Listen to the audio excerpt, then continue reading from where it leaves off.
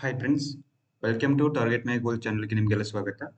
ಇವತ್ತಿನ ಈ ಒಂದು ಸೆಷನ್ನಲ್ಲಿ ಪ್ರಚಲಿತ ವಿದ್ಯಮಾನಗಳಿಗೆ ಸಂಬಂಧಪಟ್ಟಂತೆ ಮಾರ್ಚ್ 2ರ ಪ್ರಚಲಿತ ವಿದ್ಯಮಾನಗಳನ್ನ ನಾವಿಲ್ಲಿ ನೋಡ್ತಾ ಬಂದಿದ್ದೀವಿ. ಸೊ ಈಗಾಗಲೇ ಕಳೆದ ವಿಡಿಯೋದಲ್ಲಿ ಫೆಬ್ರವರಿ 28 ಮತ್ತು ಮಾರ್ಚ್ 1ರ ಅಲ್ಲಿ ಕರೆಂಟ್ ಅಫೇರ್ಸ್ ಸಂಬಂಧಪಟ್ಟಂತೆ ನಾವು ಹಿಂದಿನ ವಿಡಿಯೋದಲ್ಲಿ ನೋಡಿದ್ದೀವಿ. ಸೊ ಅದರ ಮುಂದುವರಿದ ಭಾಗವಾಗಿ ಇವತ್ತಿನ ಈ ಒಂದು ಸೆಷನ್ನಲ್ಲಿ ಸ್ಪೆಡೆಕ್ಸ್ ಮಿಷನ್ ಎಂಬುದು ಇದು ಇಲ್ಲಿ ನ್ಯೂಸ್ ಅಲ್ಲಿ ಇರ್ತಕ್ಕಂಥದ್ದು. ಅದಾದ ನಂತರ ಸೌರ ಜಾಲೆ ಅಂತ ಕರೀತಾರೆ, ಅಂದ್ರೆ ಸೋಲಾರ್ ವೈನ್ಸ್ ಅಂತ ಬರ್ತಾರೆ, ಅಂದ್ರೆ ಸೂರ್ಯನಿಂದ ಬರತಕ್ಕಂತಹ ಸೌರ ಮಾರುತಗಳು. ಅದಕ್ಕೆ ಸಂಬಂಧಪಟ್ಟಂತೆ ಮತ್ತು ಸೂರ್ಯನ ವಾತಾವರಣವನ್ನ ಅಧ್ಯಯನ ಮಾಡ್ಲಿಕ್ಕೆ ಅಂತೇಳಿ ಆದಿತ್ಯ L1 ಅನ್ನುವಂತಹ ಒಂದು ನೌಕೆಯನ್ನು ಕೂಡ ಕಳಿಸಿದ್ರು. ಸೊ ಅದು ಇತ್ತೀಚೆಗೆ ಕೆಲವೊಂದಿಷ್ಟು ಚಿತ್ರಗಳನ್ನ ಕೂಡ ಅಲ್ಲಿ ಸೆರೆ ಹಿಡಿದಿರ್ತಕ್ಕಂಥದ್ದು. ಸೊ ಇದಿಷ್ಟು ನ್ಯೂಸ್ ಅಲ್ಲಿತ್ತು. ಅದಾದ ನಂತರ ಸೆಬಿ ಸಂಸ್ಥೆಗೆ ಒಂದು ನೂತನ ಅಧ್ಯಕ್ಷರನ್ನಾಗಿ ತುಹಿನ್ ಪಾಂಡೆ ಅವರನ್ನ ನೇಮಕ ಮಾಡಲಾಗಿದೆ. ಇದು ಕೂಡ ಇಲ್ಲಿ ನ್ಯೂಸ್ ಅಲ್ಲಿ ಇರ್ತಕ್ಕಂಥದ್ದು. ಅದೇ ರೀತಿಯಾಗಿ ಇತ್ತೀಚೆಗೆ ಯಾವುದು ಅಂತಂದ್ರೆ ಗಂಗಾ ನದಿ ನೀರು ಒಪ್ಪಂದ ಅನ್ನುವಂಥದ್ದು ಸುದ್ದಿಯಲ್ಲಿ ಇರ್ತಕ್ಕಂಥದ್ದು. ಹೌದಾ, ಇದರ ಸಂಬಂಧಪಟ್ಟಂತೆ ಇನ್ನೂ ಹಲವಾರು ವಿಷಯಗಳನ್ನ ನಾವಿಲ್ಲಿ ಅಧ್ಯಯನ ಮಾಡ್ತಾ ಬರ್ತೀವಿ.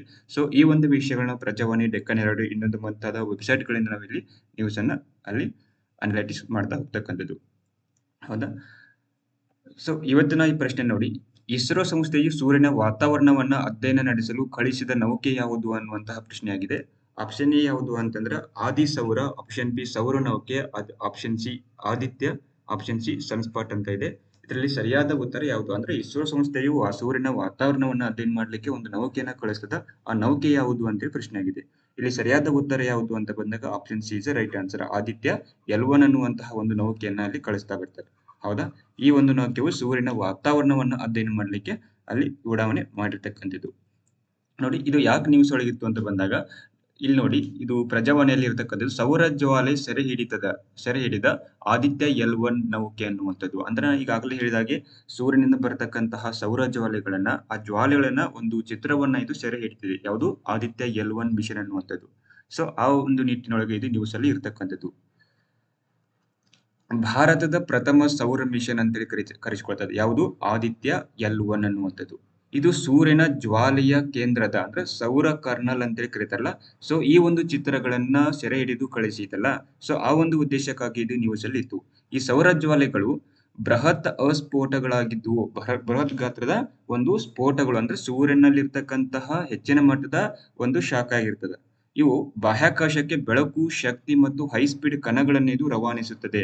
ಆ ಮೂಲಕವಾಗಿ ವ್ಯೋಮದ ವಾತಾವರಣವನ್ನು ಇವು ಪ್ರಭಾವಿಸ್ತವೆ. ಇದರ ಜೊತೆಗೆ ಭೂಮಿಗೂ ಕೂಡ ಇದರ ಆತಂಕ ಇರತಕ್ಕಂಥದ್ದು. ಬಟ್ ಇದರ ಭೂಮಿ ಏನ್ ಮಾಡ್ತಂತಂದ್ರೆ ಈ ಒಂದು ಆತಂಕದಿಂದ ತಾನು ರಕ್ಷಿಸಿಕೊಳ್ತದೆ. ಸೊ ಯಾವ ರೀತಿ ಭೂಮಿ ಈ ಸೌರ ಮಾರುತಗಳಿಂದ ರಕ್ಷಿಸಿಕೊಳ್ಳುತ್ತದೆ ಅನ್ನುವಂಥ ನಾವು ಇಲ್ಲಿ ನೆಕ್ಸ್ಟ್ ನೋಡ್ತಾ ಬರ್ತಕ್ಕಂಥದ್ದು. ಓಕೆ, ಇಲ್ಲಿ ನೋಡಿ, ಇಸ್ರೋ ಸೂರ್ಯನ ವಾತಾವರಣದ ಅಧ್ಯಯನ ನಡೆಸಲು ಆದಿತ್ಯ L1 ಅನ್ನುವಂತಹ ಒಂದು ನೌಕೆಯನ್ನ 2023 ಸೆಪ್ಟೆಂಬರ್ 2ರಂದು ಇದನ್ನ ಉಡಾವಣೆ ಮಾಡಿರ್ತಕ್ಕಂಥದ್ದು. ಯಾವುದನ್ನ? ಆದಿತ್ಯ L1 ಅನ್ನುವಂತಹ ಒಂದು ನೌಕೆಯನ್ನ PSLV C-57 ಅನ್ನುವಂತಹ ಒಂದು ಉಡಾವಣಾ ವಾಹಕದ ಮೂಲಕ ಇದನ್ನ ಉಡಾವಣೆ ಮಾಡಿರ್ತಕ್ಕಂಥದ್ದು. ಹೌದಾ, ಇಲ್ಲಿ ಕಂಡು ಬರ್ತದಲ್ಲ. ಸೊ ಈ ರೀತಿಯಾಗಿ ಚಿತ್ರವನ್ನು ಸಂಗ್ರಹಿಸಿರ್ತಕ್ಕಂಥದ್ದು. ಅಂದ್ರೆ ಇವುಗಳಿಗೆ ಸನ್ ಸ್ಪಾಟ್ ಅಂತ ಕರೀತಾರೆ. ಈಗ ಸೌರ ಜ್ವಾಲೆಗಳು ಅಂತಂದ್ರೆ ನಿಮ್ಗೆ ಗೊತ್ತಿರ್ಬೇಕಾಗ್ತದೆ. ಸೌರ ಜ್ವಾಲೆಗಳು ಅಂತಂದ್ರೆ ಏನು? ಈಗ ಇಲ್ಲಿ ಒಂದು ಸನ್ ಐತೆ, ಹೌದಾ, ಇದು ಸೂರ್ಯ ಇದೆ, ಸನ್ ಅಂತ ಕರೀತಾರೆ. ಸೊ ಇದೊಂದು ಸನ್ ಐತೆ ಅಂತ ಬಂದಾಗ, ಸೊ ಇದರಲ್ಲಿ ಇರ್ತಕ್ಕಂತಹ ಸೌರ ಮಾರುತಗಳು ನಮ್ಮ ಭೂಮಿಗೆ ಇಲ್ಲಿ ಎಂಟ್ರಿ ಕೊಡ್ತಾವೆ. ಸೊ ಭೂಮಿ ಅಂತ ಬರ್ತವೆ. ಇಲ್ಲಿ ಅರ್ತ್ ಇದೆ, ಹೌದಾ, ಅರ್ತ್ ಇದೆ. ಬಟ್ ಭೂಮಿಗೆ ಒಂದು ಮ್ಯಾಗ್ನೆಟಿಕ್ ಸ್ಪೇರ್ ಅಂತ ಇದೆ, ಹೌದಾ, ಕಾಂತೀಯ ಗುಣವನ್ನು ಹೊಂದಿದೆ ನಮ್ಮ ಭೂಮಿ. ಸೊ ಈ ರೀತಿ ಕಾಂತೀಯ ಗುಣವನ್ನು ಹೊಂದಿದ್ದು ಇಲ್ಲಿ ಬರ್ತಕ್ಕಂತಹ ಸೌರ ಮಾರುತಗಳನ್ನ ಭೂಮಿಯ ವಾತಾವರಣವನ್ನು ಪ್ರವೇಶಿಸದಂತೆ ಇವುಗಳನ್ನ ಇತ್ತಿಂದ ಆಚೆಗೆ ಕಳಿಸ್ತಕ್ಕಂಥ ಪ್ರಯತ್ನವನ್ನ ಮಾಡೋದು ಯಾವುದು ಅಂತ ಬಂದಾಗ ಭೂಮಿಯ ಒಂದು ಕಾಂತೀಯ ಶಕ್ತಿ ಅನ್ನುವಂಥದ್ದು ಗುರುತಿಸಿದ್ರು. ಸೊ ಈ ಒಂದು ಕಾಂತೀಯ ಶಕ್ತಿಯಿಂದ ಏನಾಗ್ತೈತೆ, ಸೂರ್ಯನಿಂದ ಬರತಕ್ಕಂತಹ ಅತಿ ಹೆಚ್ಚಿನ ಮಟ್ಟದ ಒಂದು ಸೌರ ಮಾರುತಗಳನ್ನ ಭೂಮಿಯ ವಾತಾವರಣವನ್ನು ರಕ್ಷಿಸುತ್ತದೆ. ಯಾವುದು ಅಂತ ಬಂದಾಗ ಭೂಮಿಯ ಒಂದು ಅಯಸ್ಕಾಂತೀಯ ಶಕ್ತಿ ಅಂತ ಕರಿತೇವೆ, ಕಾಂತೀಯ ಶಕ್ತಿ ಅಂತೇಳಿ ಕರಿತೇವೆ ನಾವು. ಓಕೆ, ಹಂಗಂದ್ರೆ ಸೌರ ಮಾರುತಗಳು ಅಂತಂದ್ರೆ ಏನು ಅಂತ ನಿಮ್ಗೆ ಗೊತ್ತಿರ್ಬೇಕಾಗ್ತದೆ. ಸೌರ ಮಾರುತಗಳು ಅಂತಂದ್ರೆ ಏನಾಗಾದ್ರೆ ಸೂರ್ಯನಿಂದ ಬಿಡುಗಡೆಯಾಗುವ ಹೆಚ್ಚಿನ ಮಟ್ಟದ ಉಷ್ಣಾಂಶವನ್ನು ಹೊಂದಿರತಕ್ಕಂತಹ ವಿದ್ಯುತ್ ಪೂರ್ಣ ಪ್ರವಾಹಗಳು ಅಂತ ಹೇಳಿ ಕರೀತಾರೆ. ಈ ಸೂರ್ಯನಿಂದ ಬರ್ತಕ್ಕಂತಹ ಅತಿ ಹೆಚ್ಚಿನ ಮಟ್ಟದ ಎಷ್ಟಿರ್ತತಿ, ಒಂದು ಮಿಲಿಯನ್ 1 ಮಿಲಿಯನ್ ಡಿಗ್ರಿ ಸೆಂಟಿಗ್ರೇಡ್ ತಾಪಮಾನವನ್ನು ಹೊಂದಿರ್ತಾವೆ ಸೌರ ಜ್ವಾಲೆಗಳು ಅನ್ನುವಂಥದ್ದು. ಹೌದಾ? ಸೊ ಈ ಸೌರ ಮಾರುತಗಳಿಂದ ಭೂಮಿಯನ್ನು ರಕ್ಷಿಸುವುದು ಯಾವುದು ಅಂತ ಪ್ರಶ್ನೆ ಬಂದಾಗ, ಯಾವುದರಿಂದ ನಮ್ಮ ಭೂಮಿ ಸೌರ ಮಾರುತಗಳನ್ನು ರಕ್ಷಿಸುತ್ತದೆ ಅಂತ ಬಂದಾಗ ಅದು ಕಾಂತೀಯ ಶಕ್ತಿ ಅಂತೇಳಿ ಕರಿತೀವಿ. ಸೊ ಆ ಕಾಂತೀಯ ಶಕ್ತಿಯಿಂದ ಏನ್ ಮಾಡ್ತಾರೆ, ನಮ್ಮ ಭೂಮಿಯನ್ನ ರಕ್ಷಿಸುತ್ತದೆ. ಸೊ ಇದೇ ಟೈಮಲ್ಲಿ ನೋಡಿ, ಇವೇ ಸೌರ ಮಾರುತಗಳು ಏನು ಹಾದು ಹೋಗ್ತಾವಲ್ಲ, ಈ ಸೌರ ಮಾರುತಗಳಲ್ಲಿ ಏನಾಗ್ತೈತಿ, ಅರೋರಾ ಬೋರಿಯಾಲಿಸ್ ಮತ್ತು ಅರೋರಾ ಆಸ್ಟ್ರೇಲಿಯಸ್ ಅನ್ನುವಂತಹ 2 ಉತ್ತರ ಧ್ರುವ ಜ್ಯೋತಿಗಳು ನಮಗೆ ಕಾಣಿಸುತ್ತವೆ. ಹೌದಾ? Because earth's magnetic field prevents solar winds from entering atmosphere. Okay, ಅಂದ್ರೆ ಅಲ್ಲಿ ಚಾರ್ಜ್ಡ್ ಅಯಾನ್ಸ್ ಇರ್ತಾವ. ಹೌದಾ? ಆ ಚಾರ್ಜ್ಡ್ ಅಯಾನ್ಸ್ ಏನಾಕತಿ, ಸೋಲಾರ್ ವೈಂಡ್ ಕ್ರಿಯೇಟ್ ಏನ್ ಮಾಡ್ತದ, ದಟ್ ನಾರ್ತ್ ಪೋಲ್ ನಲ್ಲಿ ಏನ್ ಮಾಡ್ತದ, ನಾರ್ತ್ ಪೋಲ್ ನಲ್ಲಿ ಅರೋರಾ ಬೋರಿಯಾಲಿಸ್ ಅನ್ನುವಂಥದ್ದು ಬರ್ತದೆ. ನಾರ್ತ್ ಪೋಲ್ ಅಲ್ಲಿ ಅರೋರಾ ಬೋರಿಯಾಲಿಸ್, ಹೌದಾ? ಅರೋರಾ ಬೋರಿಯಾಲಿಸ್. ಮತ್ತು ಸೌತ್ ಪೋಲ್ ಅಲ್ಲಿ ಯಾವ ಜ್ಯೋತಿ ಕ್ರಿಯೇಟ್ ಆಗ್ತದ, ಅರೋರಾ ಆಸ್ಟ್ರೇಲಿಯಸ್ ಅನ್ನುವಂಥದ್ದು. ಅರೋರಾ ಆಸ್ಟ್ರಾಲಿಸ್ ಅನ್ನುವಂಥದ್ದು 2 ಧ್ರುವ ಜ್ಯೋತಿಗಳು ಕಾಣಸಿಗ್ತವೆ. ಸೊ ಇದೇ ಸೌರ ಮಾರುತಗಳಲ್ಲಿ ಏನಾಗ್ತದೆ, ಉತ್ತರ ಧ್ರುವ ಮತ್ತು ದಕ್ಷಿಣ ಧ್ರುವದಲ್ಲಿ, ಭೂಮಿಯ ಉತ್ತರ ಧ್ರುವ ಮತ್ತು ದಕ್ಷಿಣ ಧ್ರುವದಲ್ಲಿ ಅರೋರಾ ಬೋರಿಯಾಲಿಸ್ ಮತ್ತು ಅರೋರಾ ಆಸ್ಟ್ರೇಲಿಯಸ್ ಅನ್ನುವಂತಹ 2 ಧ್ರುವ ಜ್ಯೋತಿಗಳು ಅಲ್ಲಿ ಕಾಣಸಿಗ್ತಕ್ಕಂಥದ್ದು. ಹೌದಾ? ಈ ಸೂರ್ಯ ಅಂತ ಬಂದಾಗ ನಿಮಗೆ ಗೊತ್ತಿರಲಿ,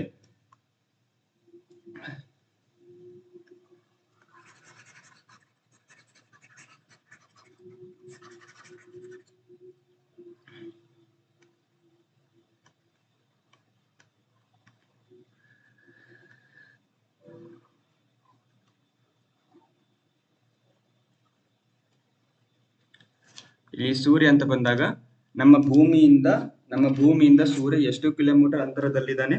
ಭೂಮಿಯಿಂದ ಸೂರ್ಯ ಸುಮಾರು 100, ಇದು ಭೂಮಿಯಿಂದ ಸೂರ್ಯ ಎಷ್ಟು ಕಿಲೋಮೀಟರ್ ಅಂತ ಬಂದಾಗ 150 ಕಿಲೋಮೀಟರ್ ಅಲ್ಲ, 150 ಮಿಲಿಯನ್ ಕಿಲೋಮೀಟರ್ ದೂರದಲ್ಲಿ ಇರ್ತಕ್ಕಂಥದ್ದು. ಭೂಮಿಯಿಂದ ಸೂರ್ಯ ಎಷ್ಟು ಕಿಲೋಮೀಟರ್ ದೂರದನಂತಂದ್ರೆ 150 ಮಿಲಿಯನ್ ಕಿಲೋಮೀಟರ್ ಇರ್ತಕ್ಕಂಥದ್ದು. ಹೌದಾ? ಈ ಸೂರ್ಯ ಅಂತ ಬಂದಾಗ ಸೂರ್ಯನಲ್ಲಿ ಒಟ್ಟು ನಾವು ಸೂರ್ಯನ ಅಂತರಾಳವನ್ನು ನೋಡ್ತಾ ಬಂದಾಗ ಭೂಮಿಯಲ್ಲಿ ಅಂತರಾಳದಲ್ಲಿ ಎಷ್ಟು ಡಿವೈಡ್ ಮಾಡ್ತೀವಿ ನಾವು? ಭೂಮಿಯಲ್ಲಿ ಒಟ್ಟು 3 ಬರ್ತಾವ. ಒಂದು ಅರ್ತ್ ಕ್ರಸ್ಟ್ ಬರ್ತದೆ. ಹೌದಾ? ಅರ್ತ್ ಕ್ರಸ್ಟ್ ಬರ್ತದ, ಅದಾದ ನಂತರ ಮ್ಯಾಂಟಲ್ ಬರ್ತದ.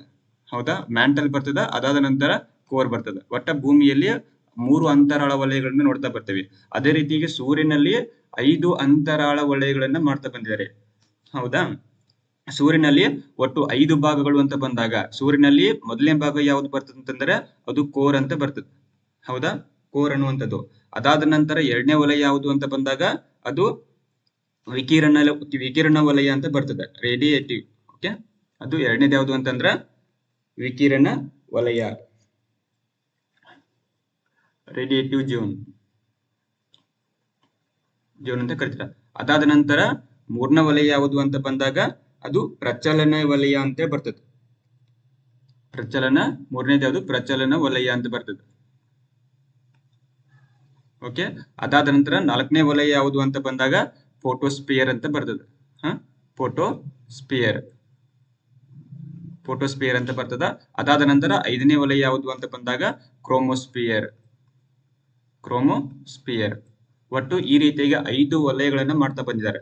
ಈ ಕೋರ್ ಅಂತ ಬಂದಾಗ ನೋಡಿ, ಇದು ಸೂರ್ಯನ ಅತ್ಯಂತ ಒಳಭಾಗ ಆಗಿರ್ತದ. ಇದು ಸೂರ್ಯನ ಕೇಂದ್ರಗೋಳ ಯಾವುದು ಅಂತ ಬಂದಾಗ ಅದು ಕೋರ್ ಆಗಿರ್ತದೆ. ಸೊ ಇಲ್ಲಿ ಉಷ್ಣಾಂಶ ಎಷ್ಟು ಇರ್ತದೆ ಅಂತ ಬಂದಾಗ ಇಲ್ಲಿ 15ರಿಂದ 16 ಮಿಲಿಯನ್ ಡಿಗ್ರಿ ಸೆಲ್ಸಿಯಸ್ ನಷ್ಟು ಉಷ್ಣಾಂಶ ಇರ್ತದೆ. ಹಾಗಾದ್ರೆ ಸೂರ್ಯನ ಯಾವ ಭಾಗದಲ್ಲಿ ಅತಿ ಹೆಚ್ಚು ಉಷ್ಣಾಂಶ ಇರ್ತದೆ ಅಂತ ಬಂದಾಗ ಸೂರ್ಯನ ಕೇಂದ್ರಗೋಳದಲ್ಲಿ ಅತಿ ಹೆಚ್ಚು ಉಷ್ಣಾಂಶ ಇರ್ತಕ್ಕಂಥದ್ದು. ಹೌದಾ? ಅಲ್ಲಿ ಟೆಂಪರೇಚರ್ ಎಷ್ಟು ಇರ್ತದ? 15ರಿಂದ 16 ಮಿಲಿಯನ್ ಡಿಗ್ರಿ ಸೆಲ್ಸಿಯಸ್ ಅಷ್ಟು ಉಷ್ಣಾಂಶ ಇರ್ತಕ್ಕಂಥದ್ದು. ಅದೇ ರೀತಿಯಾಗಿ 2ನೇ ವಲಯ ಅಂತ ಬಂದಾಗ ರೇಡಿಯೇಷನ್ ಝೋನ್ ಅಂತ ಬಂದಾಗ ಈ ವಿಕಿರಣ ವಲಯ ಅಂತ ಬಂದಾಗ ಇಲ್ಲಿಯೂ ಕೂಡ ಎಂತಂದ್ರ ಇಲ್ಲಿಂದ ಏನಾಗತ್ತು, ಅತಿ ಹೆಚ್ಚು ವಿಕಿರಣಗಳು ಇಲ್ಲಿ ಇರ್ತಕ್ಕಂಥದ್ದು. ಹೌದಾ? ಅದಕ್ಕೆ ರೇಡಿಯೇಟಿವ್ ಝೋನ್ ಅಂತ ಹೇಳಿ ಇದನ್ನ ಕರೀತಾರೆ. ಅದಾದ ನಂತರ ಕನ್ವೆಕ್ಷನ್ ಝೋನ್ ಅಂತ ಬರ್ತದೆ, ಪ್ರಚಲನ ವಲಯ, ಕನ್ವೆಕ್ಷನ್ ಝೋನ್. ಹೌದಾ, ಕನ್ವೆಕ್ಷನ್ ಝೋನ್ ಅಂತ ಬಂದಾಗ ಅದಾದ ನಂತರ ಯಾವ್ದು ಬರ್ತದ, ಫೋಟೋಸ್ಪಿಯರ್ ಅಂತ ಬರ್ತದೆ. ಫೋಟೋಸ್ಪಿಯರ್ ಅಂತ ಬಂದಾಗ ನೋಡಿ, ವಿಕಿರಣಗಳು ಫೋಟೋಸ್ಪಿಯರ್ ನಿಂದ ಅಲ್ಲಿ ಬಿಡುಗಡೆ ಆಗ್ತಕ್ಕಂಥದ್ದು. ಹೌದಾ, emits radiation, emits radiation.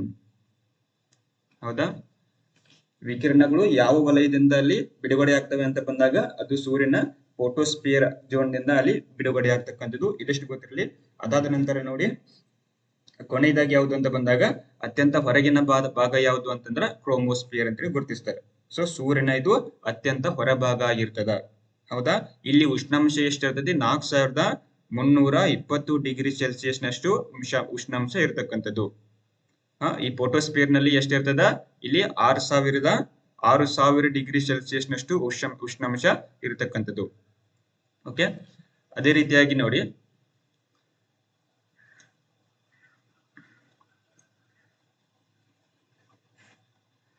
Next ನೋಡಿ, ಇನ್ನ ಸೂರ್ಯನಲ್ಲಿ ಕೆಲವೊಂದಿಷ್ಟು ಬರ್ತಾವ. ಒಂದ್ ಏನಂತಂದ್ರ ಸನ್ ಸ್ಪಾಟ್ಸ್ ಅಂತ ಬರ್ತದೆ. ಸನ್ ಸ್ಪಾಟ್ಸ್ ಅಂತಂದ್ರೆ ಏನು, ಸನ್ ಸ್ಪಾಟ್ ಅಂತಂದ್ರ ಸೌರ ಕಲೆಗಳು ಅಂತೇಳಿ ಕರೀತಾರೆ. ಸೌರ ಕಲೆಗಳಿಗೆ ಏನಂತ ಕರೀತಾರ, ಸನ್ ಸ್ಪಾಟ್ಸ್ ಅಂತೇಳಿ ಕರೀತಾರೆ. ಸನ್ ಸ್ಪಾಟ್ಸ್ ಅಂತೇಳಿ ಕರೀತಕ್ಕಂಥದ್ದು. ಈ ಸನ್ ಸ್ಪಾಟ್ಸ್ ಅಂತ ಬಂದಾಗ ಸೂರ್ಯನ ಹೊರಮುಖವಾಗಿ ಸೂರ್ಯನ ಸ್ಥಳಗಳಿಗಿಂತ ಒಂದು ಇಲ್ಲಿ ಸೂರ್ಯ ಐತೆ ಅಂತ ಬಂದಾಗ ಇಲ್ಲಿ ಇರ್ತಕ್ಕಂತಹ ಟೆಂಪರೇಚರ್, ಸೊ ಈ ಒಂದು ಭಾಗದಲ್ಲಿ ಏನಾಗ್ತದ, ಇದೊಂದು ಸನ್ ಸ್ಪಾಟ್ ಐತೆ ಅಂತ ಬಂದಾಗ ಈ ಸುತ್ತಲಿನ ವಾತಾವರಣಕ್ಕಿಂತಲೂ ಕೂಡ ಈ ಸ್ಥಳದಲ್ಲಿ ಅತ್ಯಂತ ಕಡಿಮೆ ಉಷ್ಣಾಂಶ ಇರ್ತದೆ.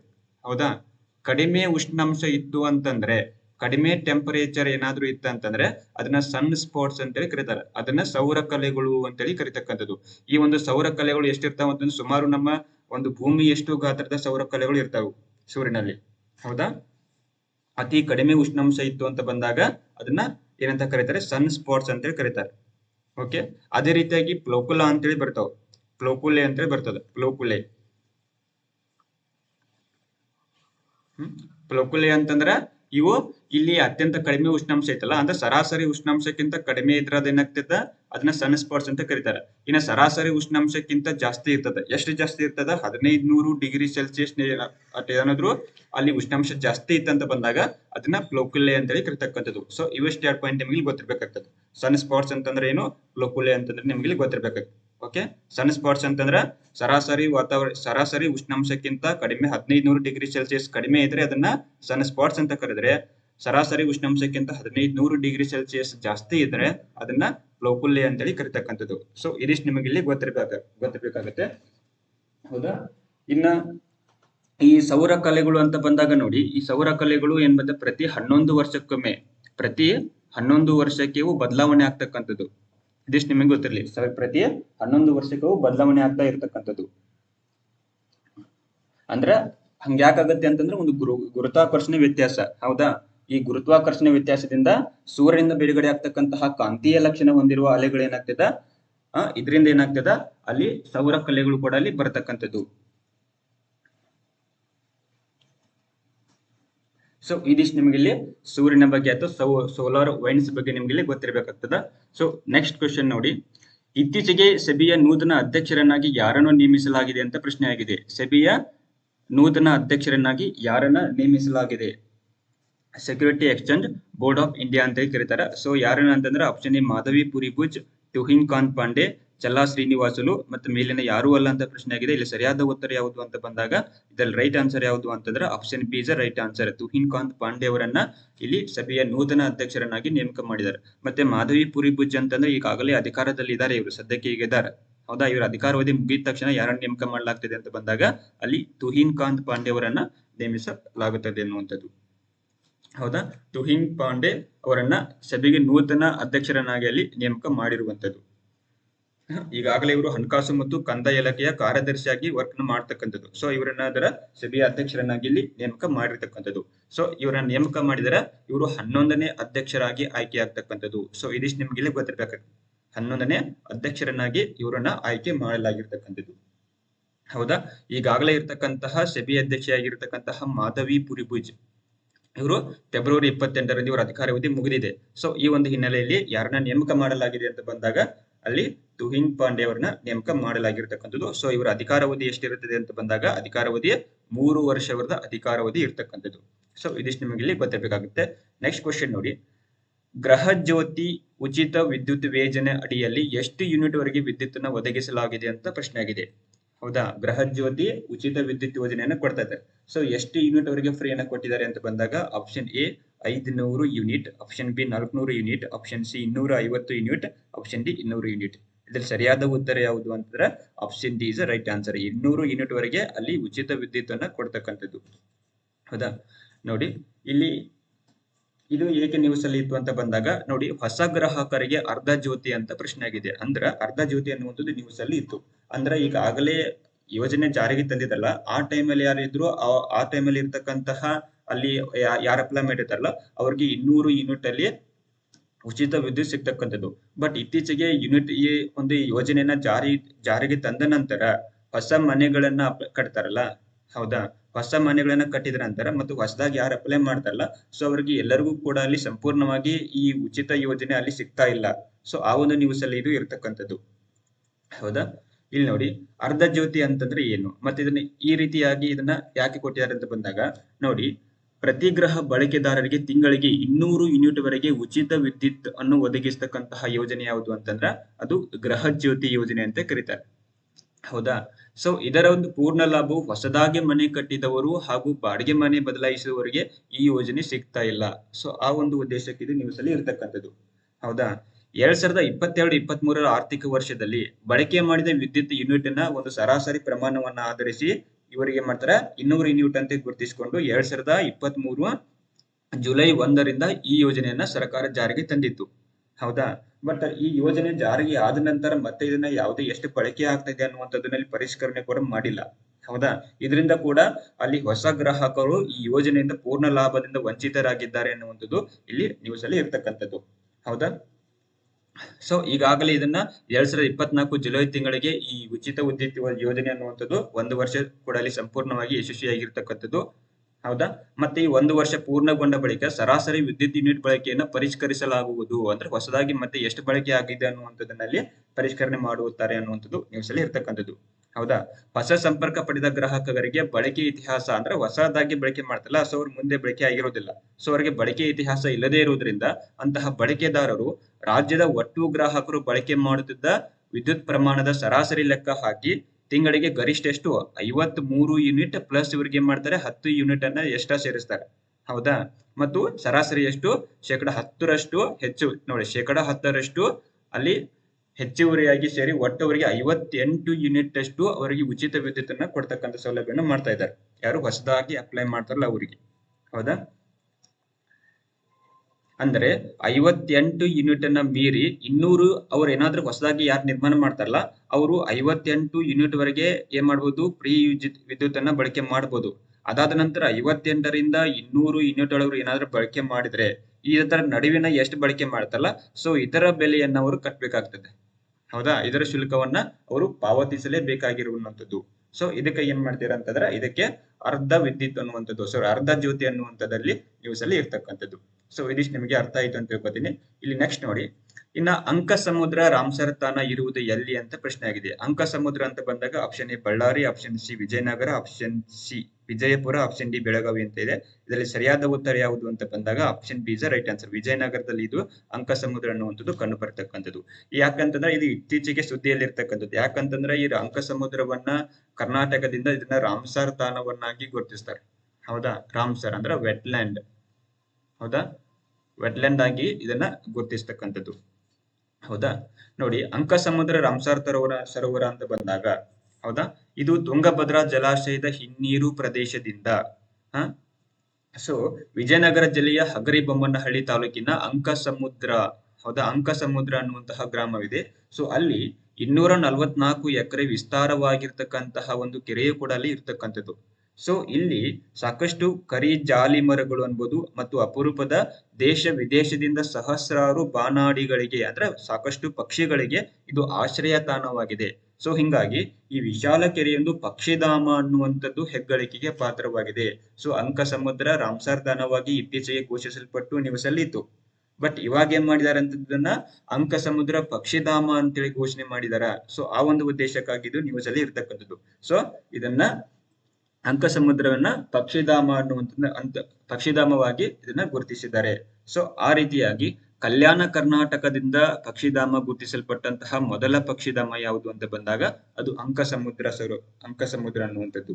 ಓಕೆ, ಇದು ಕಲ್ಯಾಣ ಕರ್ನಾಟಕದ ಮೊದಲ ಪಕ್ಷಿಧಾಮ ಆಗಿರತಕ್ಕಂಥದ್ದು. ಅದೇ ರೀತಿಯಾಗಿ ನೋಡಿ 2016 ಸೆಪ್ಟೆಂಬರ್ನಲ್ಲಿ ರಾಜ್ಯ ವನ್ಯಜೀವಿ ಸಲಹಾ ಮಂಡಳಿಯಲ್ಲಿ ಇದನ್ನ ಪಕ್ಷಿಧಾಮಕ್ಕಾಗಿ ಅಲ್ಲಿ ಒಂದು ಗುರುತಿಸಬೇಕಂತೇಳಿ ಅಲ್ಲಿ ಸಮಾಧಾನ ಕೊಡ್ತಾ ಬರ್ತಾರೆ. ಹೌದಾ, ಅದಾದ ನಂತರ 2017 ಫೆಬ್ರವರಿಯಲ್ಲಿ ಇದು ಅಂಕಸಮುದ್ರ ಕೆರೆ ಪಕ್ಷಿಗಳ ಸಂರಕ್ಷಿತ ಪ್ರದೇಶ ಅಂತೇಳಿ ಗುರುತಿಸ್ತಾರೆ. 2017ರಲ್ಲಿ ಇದನ್ನ ಪಕ್ಷಿಗಳ ಸಂರಕ್ಷಿತ ಪ್ರದೇಶನಾಗಿ ಗುರುತಿಸ್ತಾರೆ.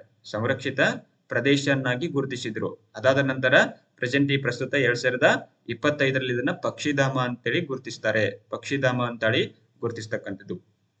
ಓಕೆ, ಇಲ್ಲಿರ್ತಕ್ಕಂತಹ 50,000ಕ್ಕೂ ಹೆಚ್ಚು ಪಕ್ಷಿಗಳು ವಿಶೇಷವಾಗಿ ಅಲಾಸ್ಕಾ, ಸೈಬೀರಿಯಾ ಮತ್ತು ಯುರೋಪ್ ಸೇರಿದಂತೆ ದೇಶ ವಿದೇಶಗಳಿಂದ ಆಹಾರವನ್ನು ಅರಸಿ ಇಲ್ಲಿ ವಲಸೆಯನ್ನ ಬರ್ತಕ್ಕಂಥದ್ದು. ಸೊ ಈ ಒಂದು ವರದಿಯನ್ನ IUCN ಅವರು ಕೊಟ್ಟಿರ್ತಕ್ಕಂಥದ್ದು. International Union for Conservation of Nature ಅಂತೇಳಿ ಕರೀತಾರೆ, IUCN. ಓಕೆ, ಇವರು ಇದನ್ನ ವರದಿಯನ್ನ ಕೊಟ್ಟಿರ್ತಕ್ಕಂಥದ್ದು. ಸೊ 2024ರ ಒಂದು ವರದಿಯಲ್ಲಿ ಆ ಒಂದು ಗಣತಿಯನ್ನು ನಡೆಸ್ತಾರಲ್ಲ, ಸೊ ಅಲ್ಲಿ ಅವರು ಸ್ಥಳೀಯ ಮತ್ತು ದೇಶ ವಿದೇಶಗಳಿಂದ 168 ಪ್ರಭೇದಗಳ 48,825 ಪಕ್ಷಿಗಳಲ್ಲಿ ಇದ್ವು ಅಂತ. ಹೌದಾ, ಈ ವರ್ಷ ಏನ್ ಮಾಡಿದಾರೆ 132 ಪ್ರಭೇದಗಳು 50,000ಕ್ಕೆ ಹೆಚ್ಚು ಬಾನಾಡಿಗಳು ಇವತ್ತು ಇಲ್ಲಿ ಕಂಡು ಬಂದಿರತಕ್ಕಂಥದ್ದು 2024ರ ಒಂದು ವರದಿಯಲ್ಲಿ. ಓಕೆ, ಅದಾದ ನಂತರ 2024 ಫೆಬ್ರವರಿ 31ರಂದು ರಾಮ್ಸಾರ್ ಎನ್ನುವ ಅಪರೂಪದ ಜೀವ ವೈವಿಧ್ಯ ಹೊಂದಿರತಕ್ಕಂತಹ ಇದನ್ನ ರಾಮ್ಸಾರ್ ಅಂತೇಳಿ ಕೂಡ ಅಲ್ಲಿ ಗುರುತಿಸಿದ್ರು. ಓಕೆ, ಇದೇ ಟೈಮ್ ಅಲ್ಲಿ ಏನ್ ಮಾಡ್ತಾರ, ಅದೇ ರೀತಿ ನಮ್ಮ ಕರ್ನಾಟಕದಲ್ಲಿ ಗದಗ ಜಿಲ್ಲೆಯ ಮಾಗಡಿ ಕೆರೆಯನ್ನ ಸಂರಕ್ಷಣಾ ಮೀಸಲು ಪ್ರದೇಶ ಅಂತೇಳಿ ಗುರುತಿಸಿದ್ರು. ಅದೇ ರೀತಿಯಾಗಿ ಉತ್ತರ ಕನ್ನಡ ಜಿಲ್ಲೆಯ ಅಘನಾಶಿನಿ ನದಿ ಮುಖ ಇತ್ತಲ್ಲ, ಇದು ಕೂಡ ಅಲ್ಲಿ ಮನ್ನಣೆಯನ್ನ ಪಡೆದಿರ್ತಕ್ಕಂಥದ್ದು. ಸೊ ಕರ್ನಾಟಕದ ಮೊದಲ ಸಂರಕ್ಷಿತ ಜೌಗು ಪ್ರದೇಶವಾದ ಯಾವುದು ಮಂಡ್ಯ ಜಿಲ್ಲೆಯ ಶ್ರೀರಂಗಪಟ್ಟಣ ತಾಲೂಕಿನಲ್ಲಿ ಇರತಕ್ಕಂತಹ ರಂಗನತಿಟ್ಟು ಪಕ್ಷಿಧಾಮಕ್ಕೆ ಹೌದಾ ರಾಮ್ಸಾರ್ ಟ್ಯಾಗ್ ಕೂಡ ಅಲ್ಲಿ ಸಿಕ್ಕಿರ್ತಕ್ಕಂಥದ್ದು. ಹೌದಾ, ಈ ರೀತಿಯಾಗಿ ಈ ಅಂಕಸಮುದ್ರ ಅನ್ನುವಂಥದ್ದು ಒಂದು ರಾಮ್ಸಾರ್ ತಾಣವಾಗಿದ್ದು ಇದಕ್ಕೆ ಇವತ್ತು ಪ್ರಸ್ತುತ ಏನ್ ಮಾಡಿದ್ದಾರೆ, ಪಕ್ಷಿಧಾಮ ಅಂತೇಳಿ ಗುರುತಿಸಿದ್ದಾರೆ. ಇದು ಕಂಡು ಬರುವುದು ಎಲ್ಲಿ ಅಂತ ಬಂದಾಗ ವಿಜಯನಗರ ಜಿಲ್ಲೆಯಲ್ಲಿ ಇದು ಕಂಡು ಬರ್ತಕ್ಕಂಥದ್ದು. ಸೊ ಇದಿಷ್ಟು ನಿಮಗೆ ಇಲ್ಲಿ ಗೊತ್ತಿರಬೇಕಾಗುತ್ತೆ. ಓಕೆ, ನೆಕ್ಸ್ಟ್ ಕ್ವಶನ್ ನೋಡಿ. ಭಾರತ ಮತ್ತು ಬಾಂಗ್ಲಾ ಮಧ್ಯೆ ಗಂಗಾ ಜಲ ವಿವಾದವಿದ್ದು, ಹೌದಾ, ಗಂಗಾ ನದಿ ಜಲ ವಿವಾದ ಇರತಕ್ಕಂಥದ್ದು. ಸೊ ಇದು ಉಭಯ ದೇಶಗಳ ನಡುವೆ ಗಂಗಾ ನದಿ ಒಪ್ಪಂದ ಜರುಗಿದ್ದು ಯಾವಾಗ ಅಂತ ಪ್ರಶ್ನೆ ಆಗಿದೆ. ಗಂಗಾ ನದಿ ಒಪ್ಪಂದ ಆಗ್ತದೆ.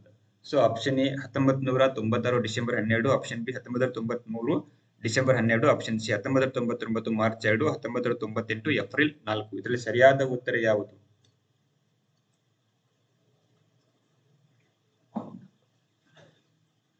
ಭಾರತ ಮತ್ತು ಬಾಂಗ್ಲಾ ಮಧ್ಯೆ ಆಗಿರ್ತಕ್ಕಂಥ ಗಂಗಾ ನದಿ ಒಪ್ಪಂದ ಜರುಗಿದ್ದು ಯಾವಾಗ ಅಂತಂದ್ರೆ option is a right answer. 1996 December 12ರಂದು ಗಂಗಾ ನದಿ ಒಪ್ಪಂದ ಆಗ್ತದೆ ಭಾರತ ಮತ್ತು ಪಾಕಿಸ್ತಾನ. ಹೌದಾ, 1996 ಡಿಸೆಂಬರ್ 12ರಂದು ಇದು ನಡೀತದೆ. ಹೌದಾ, ಆಗಿನ ಭಾರತದ ಪ್ರಧಾನಿ ಯಾರಾಗಿದ್ರು ಅಂತಂದ್ರೆ HD ದೇವೇಗೌಡರು ಇದ್ರು. ನಮ್ಮ ಕರ್ನಾಟಕದಿಂದ ಪ್ರಧಾನಿಯಾಗಿದ್ರು ಇವರು. ಯಾರು? HD ದೇವೇಗೌಡ ಅವರು. ಹೌದಾ, ಮತ್ತೆ ಆಗಿನ ಬಾಂಗ್ಲಾದ ಪ್ರಧಾನಿ ಯಾರಾಗಿದ್ರು?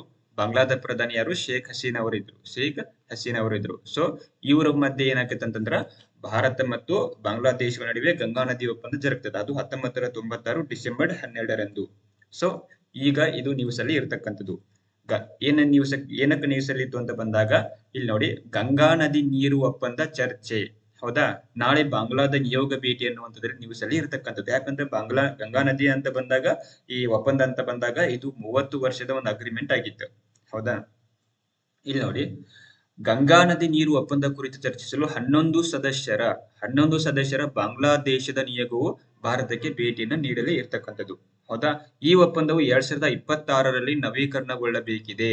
ಅಂದ್ರೆ ಈಗಾಗಲೇ 1996ರಲ್ಲಿ ಆಗಿತ್ತಲ್ಲ. ಸೊ ಇದನ್ನು ಮತ್ತೆ 2026ರಲ್ಲಿ ಮತ್ತೆ ಇದನ್ನ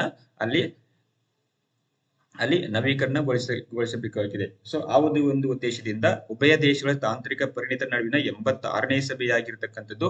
ಸೊ ಇವ್ರು ಏನ್ ಮಾಡ್ತಾರೆ ಅಂತಂದ್ರೆ, ಗಂಗಾ ನದಿ ನೀರು ಹಂಚಿಕೆ ಕುರಿತಂತೆ 30 ವರ್ಷಗಳ ಹಿಂದೆ ಒಡಂಬಡಿಕೆ ಆಗಿತ್ತಲ್ಲ, ಸೊ ಅದನ್ನ ರಿನಿವಲ್ ಮಾಡಬೇಕಾಗಿದೆ ಅಂತ ಹೇಳ್ತಾರ. ಸೊ ಆ ಒಂದು ನಿಟ್ಟಿನಲ್ಲಿ ಇದನ್ನ ನವೀಕರಣಗೊಳಿಸಲು ಮತ್ತೆ ಇದರಲ್ಲಿ ಸಭೆಯನ್ನ ನಡೆಸತಕ್ಕಂಥದ್ದು. ಹೌದಾ, ಬಾಂಗ್ಲಾದೇಶದ ಜಂಟಿ ನದಿ ಆಯೋಗದ ಸದಸ್ಯ ಮೊಹಮ್ಮದ್ ಅಬ್ದುಲ್ ಹುಸೇನ್ ನೇತೃತ್ವದ ಒಂದು ನಿಯೋಗದಲ್ಲಿ ಭಾರತಕ್ಕೆ ಅಲ್ಲಿ ಬರ್ತಕ್ಕಂಥದ್ದು. ಯಾರ ನೇತೃತ್ವದಲ್ಲಿ ಅಂತ ಬಂದಾಗ ಮೊಹಮ್ಮದ್ ಅಬುಲ್ ಹುಸೈನ್ ಅವರ ನೇತೃತ್ವದಲ್ಲಿ ಬಾಂಗ್ಲಾದೇಶದ ಒಂದು ಆಯೋಗ ಭಾರತಕ್ಕೆ ಬರ್ತಕ್ಕಂಥದ್ದು. ಹೌದಾ? ಅದೇ ರೀತಿಯಾಗಿ ನೋಡಿ, ಭಾರತದ ಜಲಶಕ್ತಿ ಸಚಿವಾಲಯದ ಪ್ರಕಾರ ಭಾರತ ಮತ್ತು ಬಾಂಗ್ಲಾದೇಶದ ನಡುವೆ 54 ನದಿಗಳು ಹಂಚಿಕೆಯಾಗಿದ್ದಾವೆ. 54 ಅಂತ ಬಂದಾಗ ಗಂಗಾ ನದಿ, ಉಪನದಿಗಳು ಅಂತ ಪಟ್ಟ ಸಣ್ಣ ಪುಟ್ಟ ನದಿಗಳು ಇರ್ತಲ್ಲ, ಸೊ ಆ ಒಂದು ಹಿನ್ನೆಲೆಯಲ್ಲಿ 54 ನದಿಗಳು ಹಂಚಿಕೆಯಾಗಲಿವೆ. ಭಾರತ ಮತ್ತು ಬಾಂಗ್ಲಾದೇಶ ಜಂಟಿ ನದಿ ಆಯೋಗವು 1977ರಲ್ಲಿ ಇದನ್ನ ರಚನೆ ಮಾಡಿದ್ರು. ಭಾರತ ಮತ್ತು ಬಾಂಗ್ಲಾದೇಶದ ಜಂಟಿ ನದಿ ಆಯೋಗ ಅಂತ ರಚನೆ ಮಾಡಿದ್ರು. ಯಾವಾಗ ಅಂತ ಬಂದಾಗ ಅದು 1977ರಲ್ಲಿ ರಚನೆ ಮಾಡಿದ್ರು. ಸೊ ಇದಿಷ್ಟು ಪಾಯಿಂಟ್ ನಿಮಗೆ ಇಲ್ಲಿ ಗೊತ್ತಿರಬೇಕಾಗತ್ತೆ. ಓಕೆ, ಅದಾದ ನಂತರ 1996 ಡಿಸೆಂಬರ್ 12ರಂದು ಆಗಿನ ಪ್ರಧಾನಮಂತ್ರಿ ಆಗಿರ್ತಕ್ಕಂತಹ ಯಾರು, ಎಚ್ ಡಿ ದೇವೇಗೌಡ ಮತ್ತು ಆಗಿನ ಬಾಂಗ್ಲಾದೇಶ ಪ್ರಧಾನಿ ಆಗಿರ್ತಕ್ಕಂತಹ ಶೇಖ್ ಹಸೀನಾ, ಸೊ ಅವರು ಒಂದು ಏನ್ ಮಾಡ್ತಾರೆ, ಈ ಗಂಗಾ ನದಿ ಒಪ್ಪಂದಕ್ಕೆ ಸಹಿಯನ್ನ ಆಗ್ತಕ್ಕಂಥದ್ದು. ನೋಡಿ, ಈ ಗಂಗಾ ನದಿ ವ್ಯವಸ್ಥೆ ಅಂತ ಬಂದಾಗ, ಗಂಗಾ ನದಿ ಇದು ಎಲ್ಲಿ ಜನಿಸ್ತದೆ ಅಂತ ಬಂದಾಗ ಇದು ಉತ್ತರಾಖಂಡದಲ್ಲಿ ಜನಿಸ್ತಕ್ಕಂಥದ್ದು. ಹೌದಾ? ಉತ್ತರಾಖಂಡದಲ್ಲಿ ಇದು ಜನಿಸುತ್ತದೆ. ಹೌದಾ? ಗಂಗಾ ನದಿ ಅಂತ ಬಂದಾಗ ಇದು 2 ಜಲಮೂಲಗಳು ಬರ್ತವೆ. ಒಂದು ಅಲಕ್ನಂದ ಅಂತ ಬರ್ತದೆ, ಇನ್ನೊಂದು ಭಗೀರಥಿ ಅಂತ ಬರ್ತದೆ. ಒಟ್ಟು 2 ಜಲಮೂಲಗಳು ಇದಕ್ಕೆ ಇರತಕ್ಕಂಥದ್ದು. ಹೌದಾ? ಗಂಗಾ ನದಿ ನೋಡಿ, ಇಲ್ಲಿ ಭಗೀರಥಿ ನದಿ ಬರ್ತದೆ. ಹೌದಾ? ಇಲ್ಲಿ ಭಗೀರಥಿ ನದಿ ಬರ್ತದ. ಇನ್ನೊಂದು ಯಾವ್ದು ಅಂತ ಬಂದಾಗ ಅಲಕ್ನಂದ ನದಿ ಬರ್ತದೆ. ಅಲಕ್ನಂದ ಇದು ಭಗೀರಥಿ ನದಿ. ಹೌದಾ? ಭಗೀರಥಿ ನದಿ, ಇನ್ನೊಂದು ಅಲಕ್ನಂದ ನದಿ. ಸೊ ಇವೆರಡೂ ಸೇರಿಕೊಂಡು ಏನಾಗ್ತದ, ಹರಿತಾ ಹೋಗ್ತಕ್ಕಂಥ. ಅದಾದ ನಂತರ ಯಮುನಾ ನದಿ ಬಂದು ಸೇರ್ತದೆ. ಇದನ್ನ ತ್ರಿವೇಣಿ ಸಂಗಮ ಅಂತ ಕರೀತಾರೆ. ತ್ರಿವೇಣಿ ಸಂಗಮ ಅಂತ ಕರೀತಾರೆ. ಸೊ ಇದು ನೆಕ್ಸ್ಟ್ ಸ್ಲೈಡ್ ಅಲ್ಲಿ ನೋಡ್ತಾ ಹೋಗೋಣ. ಇಲ್ಲಿ ನೋಡಿ ಒಟ್ಟು 2 ನದಿ ವ್ಯವಸ್ಥೆ ಅಂತ ಬಂದಾಗ ಒಂದು ಅಲಕ್ನಂದ ಬರ್ತದ, ಸಾರಿ ಒಂದು ಭಗೀರಥಿ ಬರ್ತದ, ಇನ್ನೊಂದು ಅಲಕ್ನಂದ ಅಂತ ಬರ್ತದೆ. ಅಲಕ್ನಂದ ಬರ್ತದೆ, ಇದು ಭಗೀರಥಿ ನದಿ. ಓಕೆ, ಭಗೀರಥಿ ನದಿ, ಇದು ಅಲಕ್ನಂದ ನದಿ. ಅಲಕ್ನಂದ ನದಿ ಇರತಕ್ಕಂಥದ್ದು. ಓಕೆ, ಅದಾದ ನಂತರ ಇದು ಮುಂದೆ ಗಂಗಾ ನದಿಯಾಗಿ ಹರಿತಕ್ಕಂಥದ್ದು. ಸೊ ಈ ಒಂದು ಟೈಮಲ್ಲಿ ಏನಾಗ್ತದ ನೋಡಿ, ಈ ಒಂದು ಟೈಮಲ್ಲಿ ಏನಾಗ್ತದೆ ಅಂತ ಬಂದಾಗ ಯಮುನಾ ನದಿ ಬಂದು ಸೇರ್ಕೊಳ್ತದೆ. ಯಮುನಾ ನದಿ ಒಂದು ಉಪನದಿ ಬಂದು ಸೇರ್ಕೊಳ್ತದೆ. ಹೌದಾ? ಈಗ ಆಲ್ರೆಡಿ ಹಿಂದೆ ಇಲ್ಲಿ ಸರಸ್ವತಿ ನದಿ ಇತ್ತು ಅಂತ ಹೇಳ್ತಾರೆ. ಸರಸ್ವತಿ ನದಿ ಇತ್ತು ಅಂತ ಹೇಳ್ತಾರೆ. ಬಟ್ ಇದು ಕಾರಣಾಂತರ ಭೂ ಸ್ವರೂಪಗಳಿಂದ ಅಲ್ಲಿ ನಿರ್ಮಾಣ ಅಲ್ಲಿ ಬದಲಾವಣೆ ಆಗಿರುವುದರಿಂದ ಸರಸ್ವತಿ ನದಿ ಬತ್ತಿ ಹೋಗಿದೆ ಅಂತ ಕರೀತಾರೆ. ಸೊ ಆದ್ರೂ ಕೂಡ ವೇದಗಳಲ್ಲಿ ಕೂಡ ಉಲ್ಲೇಖ ಇರತಕ್ಕಂಥ ಸರಸ್ವತಿ ನದಿ ಅನ್ನುವಂಥದ್ದು. ಸೊ ಇದು ಯಮುನಾ ನದಿ ಇದು. ಹೌದಾ?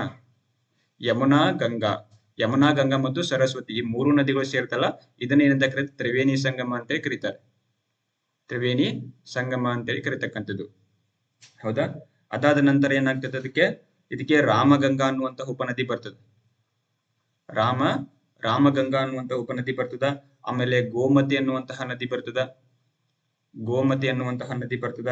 ಆಮೇಲೆ ಇದು ಟಿಬೆಟ್ ನೇಪಾಳದಿಂದ ಯಾವ ಬರ್ತದ, ಅಲ್ಲಿ ಗಾಗ್ರಾ ನದಿ ಅನ್ನುವಂತ ಬರ್ತದೆ. ಗಾಗ್ರಾ ನದಿ ಅಂತ ಕರೀತಾರೆ. ಗಾಗ್ರಾ ನದಿ ಅಂತ ಬರ್ತದೆ. ಈ ಗಾಗ್ರಾ ನದಿ ಉಪನದಿ ಯಾವುದು ಅಂತಂದ್ರ, ಗಾಗ್ರಾ ನದಿ ಉಪನದಿ ಯಾವುದು, ಶಾರದಾ ನದಿ. ಹೌದಾ? ಶಾರದಾ ನದಿ ಉಪನದಿ ಯಾವುದು ಅಂತ ಬಂದಾಗ ಅದು ಸರಯೂ ನದಿ ಅಂತ ಬರ್ತದೆ. ಯಾವುದು? ಸರಯೂ ನದಿ. ಈ ಸರಯೂ ನದಿ ಯಾಕೆ ಇಂಪಾರ್ಟೆಂಟ್ ಅಂತ ಬಂದಾಗ, ಈ ಸರಯೂ ನದಿಯ ದಡದ ಮೇಲೆ ಏನಿದೆ ಅಲ್ಲಿ ಅಯೋಧ್ಯೆ ಇರತಕ್ಕಂಥದ್ದು. ಅಯೋಧ್ಯೆ ಎಲ್ಲಿದೆ ಅಂತಂದ್ರ ಸರಯೂ ನದಿಯ ಉಪನದಿಯಲ್ಲಿ ಇರತಕ್ಕಂಥದ್ದು. ಹೌದಾ? ಗಾಗ್ರಾ ನದಿ ಉಪನದಿ ಯಾವುದು, ಶಾರದಾ ನದಿ. ಶಾರದಾ ನದಿ ಉಪನದಿ ಯಾವುದು, ಸರಯೂ ನದಿ. ಆ ಸರಯೂ ನದಿಯ ದಂಡೆಯ ಮೇಲೆ ಏನಿದೆ ಅಲ್ಲಿ ಅಯೋಧ್ಯೆ ಇರತಕ್ಕಂಥದ್ದು. ಅದಾದ ನಂತರ ಯಾವ ನದಿ ಬರ್ತದ, ಗಂಧಕ್ ಅನ್ನುವಂತ ನದಿ ಬರ್ತದೆ. ಗಂಧಕ್. ಹೌದಾ? ಗಂಧಕ್ ನದಿ ಬರ್ತದೆ. ಅದಾದ ನಂತರ ಅರುಣಾ ನದಿ ಬರ್ತದೆ. ಹೌದಾ? ಅರುಣಾ ನದಿ ಬರ್ತಕ್ಕಂಥದ್ದು. ಇದಾದ ನಂತರ ಏನಾಕತಿ, ಇಲ್ಲಿ ಗಂಗಾ ನದಿ 2 ಭಾಗಗಳಾಗಿ ಡಿವೈಡ್ ಆಗ್ತದೆ. ಒಂದು ಹೂಗ್ಲಿ ನದಿಯಾಗಿ ಡಿವೈಡ್ ಆಗ್ತದೆ. ಹೌದಾ? ಇದು ಹೂಗ್ಲಿ ನದಿಯಾಗಿ ಡಿವೈಡ್ ಆಗ್ತಾ ಬರ್ತದೆ. ಇನ್ನೊಂದೇನಪ್ಪಾ ಅಂತಂದ್ರ ಇದು ಭಗೀರಥಿಯಾಗಿ ಡಿವೈಡ್ ಆಗ್ತದೆ. ಭಗೀರಥಿ. ಸೊ ಇದನ್ನ ಮುಂದೆ ಏನಾಕತಿ, ಬಾಂಗ್ಲಾದೇಶಕ್ಕೆ ಎಂಟ್ರಿ ಕೊಡ್ತಲ್ಲ. ಸೊ ಬಾಂಗ್ಲಾದೇಶಕ್ಕೆ ಎಂಟ್ರಿ ಕೊಟ್ಟಾಗ ಅಲ್ಲಿ ಇದನ್ನ ಏನಂತ ಕರೀತಾರೆ, ಇದನ್ನ ಮೇಘನಾ ಅಂತೇಳಿ, ಇದನ್ನ ಪದ್ಮಾ ಅಂತೇಳಿ ಹೆಸರಿಂದ ಕರೀತಾರೆ. ಅವರು ಪದ್ಮಾ ಅಂತೇಳಿ ಕರೀತಾರೆ. ಅದಾದ ನಂತರ ಇದಕ್ಕೆ ಬ್ರಹ್ಮಪುತ್ರ ನದಿ ಬಂದು ಸೇರ್ತದ. ಸೊ ಮುಂದೆ ಅಲ್ಲಿ ಬಂಗಾಳ ದೇಶದ ಅಲ್ಲಿ ನೌಕಾಲಿ ಏನಾಗ್ತೈತಿ, ಬಂಗಾಳ ಕೊಲ್ಲಿಗೆ ಸೇರ್ಕೊಳ್ತದೆ. ಹೌದಾ? ಅದಾದ ನಂತರ ಇಲ್ಲಿ ಮುಂದೆ ಮೇಘನಾ ಅಂತೇಳಿ ಕರ್ಕೋತಾರ, ಅದ್ ಮತ್ ಬೇರೆ. ಸೊ ಇಲ್ಲಿ ಯಾವ್ದು ಅಂತ ಬಂದಾಗ ಭಗೀರಥಿ ಮತ್ತು ಅಲಕ್ನಂದ ನದಿಗಳು ಉಪನದಿಗಳಾಗಿದಾವ.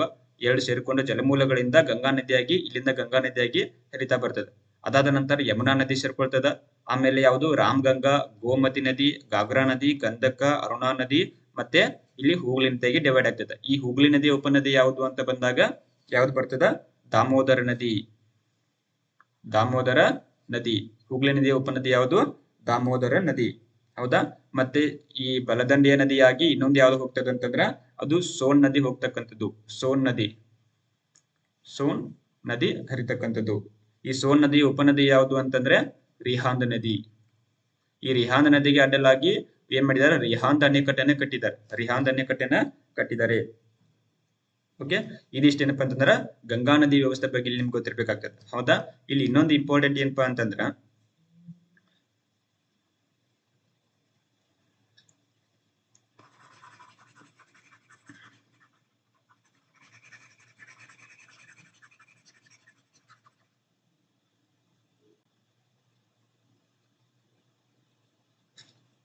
ಇಲ್ಲಿ ಒಂದು ಭಗೀರಥಿ ಮತ್ತು ಅಲಕ್ನಂದ ಎರಡು ನದಿ ಜಲಮೂಲಗಳು ಅಂತ ನಿಮ್ಗೆ ಹೇಳಿದೆ. ಹೌದಾ. ಭಗೀರಥಿ ಮತ್ತು ಅಲಕ್ನಂದ ಎರಡು ಜಲಮೂಲಗಳಿಂದ ಕೂಡಿದೆ ಅಂತ ಹೇಳಿದೆ. ಸೊ ಇಲ್ಲಿಂದ ಇದು ಎರಡು ಸೇರ್ತದಲ್ಲ, ಸೊ ಇಲ್ಲಿಂದ ಮುಂದಿದ ಗಂಗಾ ನದಿಗೆ ಹರಿತದ. ಸೊ ಇವೆರಡು ಸೇರುವ ಸ್ಥಳವನ್ನ ಏನಂತ ಕರೀತಾರೆ ಅಂತ ಬಂದಾಗ ಇದನ್ನ ದೇವಪ್ರಯಾಗ ಅಂತೇಳಿ ಕರೀತಾರೆ. ಇದನ್ನ ಏನಂತ ಕರೀತಾರ, ದೇವಪ್ರಯಾಗ ಅಂತೇಳಿ ಕರೀತಾರೆ. ಅದಾದ ನಂತರ ಅಲಕನಂದ ನದಿಗೆ ಉಪನದಿಗಳು ಬರ್ತಾವ. ಇದು ಅಲಕನಂದ ನದಿ. ಸೊ ಅಲಕನಂದ ನದಿಗೆ ಯಾವ್ದು ಬರ್ತದ, ಒಂದು ಉಪನದಿ ಯಾವ್ದು ಬರ್ತದ, ಧೌಲಿ ಗಂಗಾ ಅಂತ ಬರ್ತದೆ. ಧೌಲಿ ಗಂಗಾ. ಹೌದಾ. ಈ ಧೌಲಿ ಗಂಗಾ ಮತ್ತು ಅಲಕನಂದ ಸೇರುವ ಸ್ಥಳವನ್ನ ಯಾವ ಹೆಸರಿನಿಂದ ಕರೀತಾರೆ ಅಂತ ಬಂದಾಗ ಇದನ್ನ ವಿಷ್ಣು ಪ್ರಯಾಗ ಅಂತೇಳಿ ಕರೀತಾರೆ. ಹೌದಾ. ವಿಷ್ಣು ಪ್ರಯಾಗ ಅಂತೇಳಿ ಕರೀತಾರೆ. ಅದಾದ ನಂತರ ಮತ್ತೆ ಯಾವ ನದಿ ಬಂದು ಸೇರ್ತದೆ, ನಂದಾಕಿನಿ ನದಿ ಬಂದು ಸೇರ್ತದೆ. ಯಾವುದು, ನಂದಾಕಿನಿ ನದಿ ಮತ್ತು ಅಲಕ್ನಂದ ನದಿ ಸೇರತಕ್ಕಂತಹ ಸ್ಥಳವನ್ನ ಏನಂತ ಕರೀತಾರ, ಇದನ್ನ ನಂದ ಪ್ರಯಾಗ ಅಂತೇಳಿ ಕರೀತಾರೆ. ಅದಾದ ನಂತರ ಮತ್ತೊಂದು ನದಿ ಬರ್ತದ, ಯಾವುದು ಅಂತಂದ್ರ ಅದು ಪಿಂಡರ ಗಂಗಾ ಅನ್ನುವಂತಹ ನದಿ ಬರ್ತದೆ. ಹೌದಾ. ಈ ಪಿಂಡರ ಗಂಗಾ ನದಿ ಮತ್ತು ಅಲಕ್ನಂದ ಸೇರತಕ್ಕಂತಹ ಸ್ಥಳವನ್ನು ಏನಂತ ಕರೀತಾರೆ, ಇದನ್ನ ಕರ್ಣಪ್ರಯಾಗ ಅಂತೇಳಿ ಕರೀತಾರೆ. ಕರ್ಣಪ್ರಯಾಗ ಅನ್ನುವಂತ ಕರೀತಾರೆ. ಅದಾದ ನಂತರ ಈ ಒಂದು ಮತ್ತೆ ಯಾವ ನದಿ ಬರ್ತದೆ ಅಂತಂದ್ರೆ ಇಲ್ಲಿಂದ ಮಂದಾಕಿನಿ ನದಿ ಅಂತೇಳಿ ಬಂದ್ ಸೇರ್ಕೋತದೆ. ಮಂದಾಕಿನಿ ನದಿ ಇದು ಮಂದಾಕಿನಿ ಮತ್ತು ಅಲಕ್ನಂದ ಸೇರ್ತಕ್ಕಂತಹ ಸ್ಥಳವನ್ನು ಏನಂತ ಕರೀತಾರೆ, ಇದನ್ನ ರುದ್ರಪ್ರಯಾಗ ಅಂತೇಳಿ ಕರೀತಕ್ಕಂಥದ್ದು. ಹೌದಾ. ಅದಾದ ನಂತರ ಇದ್ಯಾವುದಂತಂದ್ರೆ ಭಗೀರಥಿ ನದಿ. ಈ ಭಗೀರಥಿ ಮತ್ತು ಅಲಕ್ನಂದ ಸೇರ್ತಕ್ಕಂತಹ ಸ್ಥಳವನ್ನ ದೇವಪ್ರಯಾಗ ಅಂತೇಳಿ ಕರೀತಾರೆ. ಹೌದಾ. ಮುಂದೆ ಇದಕ್ಕೆ ಯಮುನಾ ನದಿ ಬಂದು ಸೇರ್ಕೋತದಲ್ಲ, ಯಮುನಾ ನದಿ ಬಂದು ಸೇರ್ಕೋತತಿ. ಮತ್ತೆ ಇಲ್ಲಿ ಸರಸ್ವತಿ ನದಿ ಇತ್ತು. ಸೊ ಇದೀಗ ಸರಸ್ವತಿ, ಗಂಗಾ ಯಮುನಾ ಸರಸ್ವತಿ ಈ ತ್ರಿವೇಣಿ ಸಂಗಮ ಐತ್ಲ, ಇದನ್ನ ಏನಂತ ಕರೀತಾರ, ಪ್ರಯಾಗ್ರಾಜ್ ಅಂತೇಳಿ ಕರಿತಕ್ಕಂಥದ್ದು. ಸೊ ಇದಿಷ್ಟು ನಿಮಗೆ ಇಲ್ಲಿ ಈ ಪ್ರಯಾಗ ಬಗ್ಗೆ ಇಲ್ಲಿ ಗೊತ್ತಿರ್ಬೇಕಾಗುತ್ತೆ. ಓಕೆ, ಇಲ್ಲಿ ನೋಡಿ ಗಂಗಾ ನದಿ ಉಪನದಿ ಅಂತ ಬಂದಾಗ ಒಂದು ರಾಮ್ ಗಂಗಾ ನದಿ, ಗೋಮತಿ ನದಿ ಮತ್ತೆ ಗಾಗ್ರಾ ನದಿ. ಈ ಗಾಗ್ರಾ ನದಿ ಐತಲ್ಲ, ಈ ಗಾಗ್ರಾ ನದಿ ಉಪನದಿ ಯಾವುದು ಅಂತಂದ್ರೆ ಶಾರದಾ ನದಿ. ಹೌದಾ. ಶಾರದಾ ನದಿ ಉಪನದಿ ಯಾವುದು ಅಂತ ಬಂದಾಗ ಸರಿಯು ನದಿ. ಈ ಸರಿಯು ನದಿಯ ದಂಡದ ಮೇಲೆ ಏನ್ ಬರ್ತಕ್ಕಂಥ ಅಯೋಧ್ಯೆ ಇರತಕ್ಕಂಥದ್ದು. ಹೌದಾ. ಮತ್ತೆ ಗಾಗ್ರಾ ನದಿ ನೇಪಾಳ ದೇಶದ ಅತಿ ಉದ್ದವಾದ ನದಿಯಾಗಿದೆ. ಮತ್ತೆ ಗಂಗಾ ನದಿಗೆ ಎಡದಂಡೆಯಿಂದ ಬಂದು ಸೇರಿರುವ ಅತಿ ಉದ್ದ ನದಿ ಯಾವುದು ಅಂತಂದ್ರೆ ಅದು ಗಾಗ್ರಾ ನದಿ ಆಗಿರತಕ್ಕಂಥದ್ದು. ಅದೇ ರೀತಿಯಾಗಿ ಗಂಧಕ ನದಿ ಅನ್ನುವಂಥದ್ದು ಇದು ಟಿಬೆಟ್ ಇಂದ ಬರ್ತದೆ. ಅದಾದ ನಂತರ ಅರುಣಾ ನದಿ, ಮಹಾನಂದ ನದಿ, ಮತ್ತೆ ಯಮುನಾ ನದಿ, ಸೋನ್ ನದಿ, ದಾಮೋದರ್ ನದಿ. ಸೊ ಈ ರೀತಿಯಾಗಿ ನದಿಗಳು ಬಂದು ಸೇರ್ತಕ್ಕಂಥದ್ದು. ಹೌದಾ. ಮತ್ತೆ ಯಮುನಾ ನದಿ ಅಂತಂದ್ರೆ ಗಂಗಾ ನದಿಯ ಉಪನದಿಗಳಲ್ಲಿ ಅತಿ ಉದ್ದವಾದ ನದಿ ಯಾವುದು ಅಂತಂದ್ರೆ ಅದು ಯಮುನಾ ನದಿ ಅಂತ ಗುರುತಿಸ್ತೀವಿ. ಓಕೆ.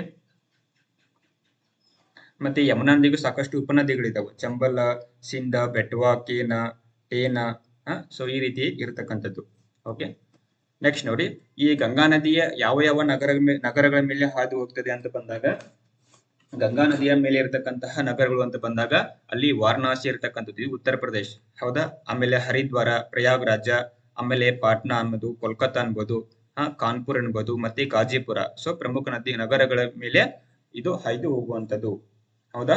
ಮತ್ತೆ ಗಂಗಾ ನದಿ ಅಂತ ಬಂದಾಗ ಭಾರತದ ನದಿವ್ಯೂಹಗಳಲ್ಲಿ ಅತಿ ದೊಡ್ಡದಾಗಿರ್ತಕ್ಕಂಥದ್ದು ಯಾವುದು, ಗಂಗಾ ನದಿ. ಸೊ ಈ ಒಂದು ಗಂಗಾ ನದಿ ಒಂದು ನದಿವ್ಯೂಹದಲ್ಲಿ, ಒಂದು ಜಲಾನಯನ ಪ್ರದೇಶದಲ್ಲಿ ಅತಿ ಹೆಚ್ಚು ಜನಭರಿತವಾಗಿರುವುದರಿಂದ ಇದನ್ನ ಭಾರತದ ಇದನ್ನ ಏನ್ ಕರೀತಾರೆ, ಹೃದಯ ಭಾಗ ಅಂತೇಳಿ ಕೂಡ ಕರೀತಾರೆ. ಹಾಟ್ ಲ್ಯಾಂಡ್ ಅಂತೇಳಿ ಕೂಡ ಇದನ್ನ ಕರೀತಕ್ಕಂಥದ್ದು. ಸೊ ಅದಷ್ಟಲ್ಲದೆ ಕಲ್ಲಣ್ಣನ ರಾಜತರಂಗಿಣಿ ಕೃತಿಯಲ್ಲಿಯೂ ಕೂಡ ಭಾರತದ ಇತಿಹಾಸದ ಪಿತಾಮಹ ಅಂತ ಕರೀತಾರೆ. ಯಾರನ್ನ, ಕಲ್ಲನನ್ನ. ಸೊ ಇವರ ಒಂದು ರಾಜತರಂಗಿಣಿ ಕೃತಿಯಲ್ಲಿ ಈ ಗಂಗಾ ನದಿಯ ಬಗ್ಗೆ ಉಲ್ಲೇಖ ಇರ್ತಕ್ಕಂಥದ್ದು. ಓಕೆ, ನೆಕ್ಸ್ಟ್ ನೋಡಿ, ಅದೇ ರೀತಿಯಾಗಿ ಗಂಗಾ ನದಿ ಅಂತ ಬಂದಾಗ ಇಡೀ ಏಷ್ಯಾ ಖಂಡದಲ್ಲಿಯೇ ಅತಿ ಹೆಚ್ಚು ಮಾಲಿನ್ಯಕ್ಕೆ ಒಳಗಾದಂತಹ ಎರಡನೇ ನದಿ ಯಾವುದು ಅಂತಂದ್ರೆ ಅದು ಗಂಗಾ ನದಿಯಾಗಿದೆ. ಮೊದಲನೇ ನದಿ ಯಾವುದು ಅಂತ ಬಂದ್ರೆ ಚೀನಾದಲ್ಲಿ ಇರ್ತಕ್ಕಂಥದ್ದು. ಹೌದಾ, ಚೀನಾ ದೇಶದ ಮೊದಲ ಅತಿ ಹೆಚ್ಚು ಮಾಲಿನ್ಯಕ್ಕೆ ಒಳಗಾಗಿರ್ತಕ್ಕಂತಹ ಏಷ್ಯಾ ಖಂಡದ ಅತಿ ದೊಡ್ಡ ನದಿ. ಚೀನಾ ದೇಶದ ಬಿಟ್ಟರೆ ಸೆಕೆಂಡ್ ಯಾವುದು ಅಂತಂದ್ರೆ ಗಂಗಾ ನದಿ ಅತಿ ಹೆಚ್ಚು ಮಾಲಿನ್ಯಕ್ಕೆ ಒಳಗಾಗಿರ್ತಕ್ಕಂಥ ನದಿ ಅಂತೇಳಿ ಗುರುತಿಸ್ತಾರೆ. ಸೊ ಈ ಗಂಗಾ ನದಿಯನ್ನ ಶುದ್ಧೀಕರಣ ಮಾಡ್ಬೇಕಂತ ತಿಳ್ಕೊಂಡು ನರೇಂದ್ರ ಮೋದಿ ಅವರು ನಮಾಮಿ ಗಂಗಾ ಅನ್ನುವಂತಹ ಒಂದು ಯೋಜನೆಯನ್ನ ಜಾರಿಗೊಳಿಸಿದ್ರು. ಹೌದಾ, ಅದೇ ರೀತಿಯಾಗಿ ಈ ನದಿಗೆ ಅಡ್ಡಲಾಗಿ ಒಂದು ಫರಕ್ಕಾ ಅಣೆಕಟ್ಟನ್ನು ಕಟ್ಟಿದ್ರು. ಫರಕ್ಕಾ ಅಣೆಕಟ್ಟನ್ನು ಕಟ್ಟಲಾಗಿದೆ. ಇದು ಭಾರತ ಮತ್ತು ಬಾಂಗ್ಲಾದೇಶಗಳ ನಡುವೆ ವಿವಾದಕ್ಕೆ ಇರ್ತಕ್ಕಂಥದ್ದು. ಸೊ ಈ ಒಂದು ಗಂಗಾ ನದಿ ಒಪ್ಪಂದವಾಗಿ ಸೊ ಏನಾಗ್ತದೆ, 1996 ಡಿಸೆಂಬರ್ 12ರಂದು ಗಂಗಾ ನದಿ ಒಪ್ಪಂದ ಆಗ್ತದೆ. 1996 ಡಿಸೆಂಬರ್ 12ರಂದು ಗಂಗಾ ನದಿ ಒಪ್ಪಂದ ಆಗ್ತದೆ. ಆಗಿನ ಪ್ರಧಾನಿ ಯಾರು? ಭಾರತ ಪ್ರಧಾನಿ ಎಚ್ ಡಿ ದೇವೇಗೌಡ ಇರತಕ್ಕಂಥದ್ದು ಮತ್ತು ಬಾಂಗ್ಲಾದೇಶ ಪ್ರಧಾನಿ ಆಗಿರ್ತಕ್ಕಂತಹ ಶೇಖ್ ಹಸೀನಾ ಅವರ ಮಧ್ಯೆ ಆಗಿರ್ತಕ್ಕಂಥ ಒಂದು ಒಪ್ಪಂದ ಯಾವುದು ಅಂತಂದ್ರೆ ಗಂಗಾ ನದಿ ಒಪ್ಪಂದ. ಸೊ ಈ ಒಪ್ಪಂದದ ಒಟ್ಟು ಕಾಲಾವಧಿ ಎಷ್ಟು ಇರ್ತದೆ ಅಂತ ಬಂದಾಗ 30 ವರ್ಷ ಇರತಕ್ಕಂಥದ್ದು. ಹೌದಾ, 30 ವರ್ಷ ಇರತಕ್ಕಂಥದ್ದು. ಹೌದಾ, ಅದಷ್ಟಲ್ಲದೆ ಗಂಗಾ ನದಿ ಅಂತ ಬಂದಾಗ ಇದು ಒಳನಾಡು ಜಲ ವ್ಯವಸ್ಥೆಗೆ ಅತಿ ಹೆಚ್ಚು ಕೊಡುಗೆಯನ್ನು ಕೊಡ್ತದೆ. ಸೊ ಅದಕ್ಕಾಗಿ ಇದನ್ನ ನ್ಯಾಷನಲ್ ವಾಟರ್ ಹೈವೇ ನಂಬರ್ 1 ಆಗಿ ಇದನ್ನ ಗುರುತಿಸಿದ್ದಾರೆ. ಒಟ್ಟು ನಮ್ಮ ಭಾರತ ದೇಶದಲ್ಲಿ ಪ್ರಮುಖವಾಗಿರ್ತಕ್ಕಂತಹ 5 ರಾಷ್ಟ್ರೀಯ ಜಲ ಹೆದ್ದಾರಿಗಳು ಬರ್ತವೆ. ಅದರಲ್ಲಿ ಮೊದಲ ರಾಷ್ಟ್ರೀಯ ಜಲ ಹೆದ್ದಾರಿ ಯಾವುದು ಅಂತ ಬಂದಾಗ ಅದು ಗಂಗಾ ನದಿ, ನ್ಯಾಷನಲ್ ವಾಟರ್ ಹೈವೇ ನಂಬರ್ 1 ಅಂತ ಇದನ್ನ ಗುರುತಿಸತಕ್ಕಂಥದ್ದು. ಓಕೆ, ಸೊ ಇದಿಷ್ಟು ಏನಂತ ಬಂದಾಗ ಗಂಗಾ ನದಿ ವ್ಯವಸ್ಥೆ ಬಗ್ಗೆ ನಾವಿಲ್ಲಿ ನೋಡ್ತಾ ಬರ್ತಕ್ಕಂಥದ್ದು. ಓಕೆ, ಸೊ ನೆಕ್ಸ್ಟ್ ನೋಡಿ, ಇನ್ನ ಒನ್ ಲೈನರ್ಸ್ ಅಂತ ಬಂದಾಗ ಫೆಬ್ರವರಿಯಲ್ಲಿ ಸರಕು ಮತ್ತು ಸೇವಾ ತೆರಿಗೆ ಅಂತ GST ಅಂತ ಕರಿತೀವಲ್ಲ, goods and service tax. So ಇದರ ಸಂಗ್ರಹವು 9.1% ಹೆಚ್ಚಿಗೆ ಆಗಿರ್ತಕ್ಕಂಥದ್ದು. ಸೊ ಈ ಒಂದು ನಿಟ್ಟಿನಲ್ಲಿ ಒಟ್ಟು 1.84 ಲಕ್ಷ ಕೋಟಿ ರೂಪಾಯಿ GST ಇಂದ ಸಂಗ್ರಹವಾಗಿದೆ. ಸೊ ಈ ರೀತಿಯಾಗಿ ಇಡೀ ದೇಶದಲ್ಲಿಯೇ GST ಸಂಗ್ರಹಣೆಯಲ್ಲಿ ನಮ್ಮ ಕರ್ನಾಟಕ ಎಷ್ಟನೇ ಸ್ಥಾನದಿದೆ ಅಂತ ಬಂದಾಗ ಇದು 2ನೇ ಸ್ಥಾನವನ್ನು ಪಡೆದಿದೆ. ಹೌದಾ, ಕರ್ನಾಟಕದಲ್ಲಿಯೇ ನಮ್ಮ ಕರ್ನಾಟಕ ಇಡೀ ದೇಶದಲ್ಲಿಯೇ GST ಸಂಗ್ರಹಣೆಯಲ್ಲಿ ಎಷ್ಟನೇ ಸ್ಥಾನ ಇದೆ ಅಂತ ಪ್ರಶ್ನೆ ಆದ್ರೆ ಅದು 2ನೇ ಸ್ಥಾನದಲ್ಲಿ ಇರ್ತಕ್ಕಂಥದ್ದು. ಓಕೆ, ಅದಾದ ನಂತರ ನೆಕ್ಸ್ಟ್ ನೋಡಿ, ಅಹಮದಾಬಾದ್ ಮುಂಬೈ ಬುಲೆಟ್ ಟ್ರೈನ್ ಅಂತ ಮಾಡ್ತಾ ಇದ್ದಾರೆ. ಸೊ ಬುಲೆಟ್ ಟ್ರೈನ್ ಯೋಜನೆ 360 ಕಿಲೋಮೀಟರ್ ಉದ್ದದ ಒಂದು ಅಲ್ಲಿ ಇದಕ್ಕೆ ಸಂಬಂಧಪಟ್ಟಂತ ಒಂದು ಯೋಜನೆ ಅಲ್ಲಿ ಪೂರ್ಣಗೊಂಡಿದೆ. ಹೌದಾ, ಮಹಾರಾಷ್ಟ್ರ ವಿಭಾಗದಲ್ಲಿ ಗಮನಾರ್ಹ ಒಂದು ಪ್ರಗತಿ ಸಾಧಿಸಲಾಗ್ತಾ ಇತ್ತು. ಸೊ ಸಮುದ್ರದೊಳಗಿನ ಸುಮಾರು 2 ಕಿಲೋಮೀಟರ್ ಅಷ್ಟು ಮಾರ್ಗ ಇಲ್ಲಿ ಪೂರ್ಣಗೊಂಡಿರುವಂತದ್ದು. ಸೊ ಬುಲೆಟ್ ಟ್ರೈನ್ ಈಗಾಗಲೇ ಅಲ್ಲಿ ಅಹಮದಾಬಾದ್ ಮತ್ತು ಮುಂಬೈ ನಡುವೆಯಲ್ಲಿ ಅಲ್ಲಿ ಕಾರ್ಯಾಚರಣೆಯಲ್ಲಿ ಇರತಕ್ಕಂಥದ್ದು. ಓಕೆ, ನೆಕ್ಸ್ಟ್ ನೋಡಿ, ಅಮೆರಿಕದ ಪ್ರಖ್ಯಾತ ಎಲೆಕ್ಟ್ರಿಕ್ ವಾಹನ ಇವಿ ಅಂತ ಕರೀತಾರೆ. ಎಲೆಕ್ಟ್ರಿಕ್ ವಾಹನ ತಯಾರಿಕಾ ಕಂಪನಿ ಆಗಿರತಕ್ಕಂತಹ ಎಲಾನ್ ಮಸ್ಕ್ ಅವರ ಕಂಪನಿ ಯಾವುದು? ಟೆಸ್ಲಾ. ಇದು ಏನ್ ಮಾಡ್ತಾ ಇದೆ? ಟೆಸ್ಲಾ ಇದು ಮುಂಬೈದಲ್ಲಿ, ಹೌದಾ, ಮುಂಬೈದಲ್ಲಿ ಏನ್ ಮಾಡ್ತಾ ಇದೆ, ಒಂದು ಮೊದಲ ಶೋರೂಮ್ ಅನ್ನ ಸ್ಟಾರ್ಟ್ ಮಾಡ್ತಾ ಇದೆ ಅಂತೆ. ಸೊ ಆ ಒಂದು ನಿಟ್ಟಿನಲ್ಲಿ ಇದು ನ್ಯೂಸ್ ಅಲ್ಲಿ ಇರ್ತಕ್ಕಂಥದ್ದು. ಅದಾದ ನಂತರ 2ನೇ ಶೋರೂಮ್ ಅನ್ನ ಎಲ್ಲಿ ಮಾಡ್ತಾ ಇದ್ದಾರೆ? ದೆಹಲಿಯಲ್ಲಿ ಮಾಡ್ತಕ್ಕಂಥದ್ದು. ಓಕೆ, ಅದಾದ ನಂತರ ನೆಕ್ಸ್ಟ್ ನೋಡಿ, 2023 ಅಕ್ಟೋಬರ್ 1 ಬಳಿಕ ಹುಟ್ಟಿದ ಪ್ರತಿಯೊಬ್ಬ ನಾಗರಿಕರು ಕೂಡ ಅಲ್ಲಿ ಪಾಸ್ಪೋರ್ಟ್ ಅನ್ನ ಪಡಿಬೇಕಂತಂದ್ರೆ ಅಲ್ಲಿ ಜನನ ಪ್ರಮಾಣ ಪತ್ರವನ್ನ ಕಡ್ಡಾಯಗೊಳಿಸಿದ್ದಾರೆ. ಅದು ಯಾರಿಗೆ ಅಪ್ಲೈ ಆಗ್ತದೆ ಅಂತಂದ್ರೆ 2023 ಅಕ್ಟೋಬರ್ 1 ಬಳಿಕ ಯಾರು ಜನಿಸ್ತಾರಲ್ಲ, ಸೊ ಅವರಿಗೆ ಇದು ಕಂಪಲ್ಸರಿ ಆಗಿ ಅಲ್ಲಿ ಕಡ್ಡಾಯಗೊಳಿಸಿದ್ದಾರೆ. ಓಕೆ, ಒಂದು ಪಾಸ್ಪೋರ್ಟ್ ಅನ್ನು ತಗೋಬೇಕಂತಂದ್ರೆ ಅಲ್ಲಿ ಜನನ ಪ್ರಮಾಣ ಪತ್ರ ಕಡ್ಡಾಯವಾಗಿರ್ಬೇಕು ಅನ್ನುವಂಥದ್ದು. ಇದನ್ನ ಕೇಂದ್ರ ಸರ್ಕಾರ ಇಲ್ಲಿ ಆದೇಶವನ್ನ ನೀಡತಕ್ಕಂಥದ್ದು. ಓಕೆ, ಸೊ ಇದಿಷ್ಟು ಏನಂತಂದ್ರ ಅಲ್ಲಿ ಇರ್ತಕ್ಕಂಥದ್ದು. ನೆಕ್ಸ್ಟ್ ನೋಡಿ, ಇನ್ನ ಸ್ಪೇಡೆಕ್ಸ್ ಅನ್ನುವಂಥದ್ದು ಒಂದು ಡಾಕಿಂಗ್ ಸಿಸ್ಟಮ್ ಅಲ್ಲಿ ಇದು ಪುನರಾರಂಭ ಅಂತೇಳಿ ನ್ಯೂಸ್ ಅಲ್ಲಿ ಇತ್ತು. ಅಂದ್ರೆ ಈಗಾಗಲೇ ನಾವು ಸ್ಪೇಡೆಕ್ಸ್ ಮಿಷನ್ ಅನ್ನ ಕಳಿಸಿದ್ವಿ. ಹೌದಾ, ಈ ಸ್ಪೇಡೆಕ್ಸ್ ಮಿಷನ್ ಏನಾಗಿತ್ತು ಅಂತಂದ್ರೆ ಭಾರತವು ಕೂಡ ಇಸ್ರೋ ಕೂಡ ತನ್ನದೇ ಆಗಿರ್ತಕ್ಕಂತಹ ಅಂತ ಒಂದು ಸ್ಪೇಸ್ ಸ್ಟೇಷನ್ ಮಾಡ್ಬೇಕಂತ ಹೇಳಿ ಅಲ್ಲಿ ಯೋಜನೆನ ಹಾಕೊಂಡಿದೆ. ಸೊ ಆ ಒಂದು ನಿಟ್ಟಿನಲ್ಲಿ ಇದಕ್ಕೆ ಒಂದು ತಂತ್ರಜ್ಞಾನದ ಅವಶ್ಯಕತೆ ಇತ್ತು. ಅದನ್ನ ಯಾವುದು ಅಂತಂದ್ರೆ ಡಾಕಿಂಗ್ ಮತ್ತು ಅನ್ಡಾಕಿಂಗ್ ಅಂತೇಳಿ ಕರೀತಾರೆ.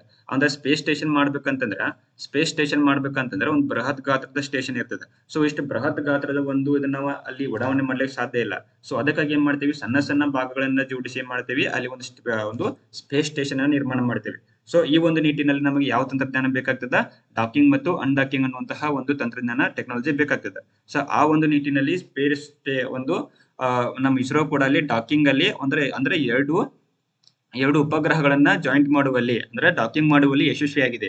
ನಂತರ ಏನ್ ಮಾಡ್ತಾರೆ, ಮಾರ್ಚ್ 15ರಂದು ಏನ್ ಮಾಡ್ತಾ ಇದಾರೆ, ಇದನ್ನ ಅನ್ಡಾಕಿಂಗ್ ಮಾಡ್ತಾ ಇದಾರೆ, ಅಂದ್ರೆ ಬೇರ್ಪಡೆ ಮಾಡ್ತಾ ಇದ್ದಾರೆ. ಹೌದಾ, ಇವುಗಳನ್ನ ಬೇರ್ಪಡೆಯಾಗಿಸುವುದು.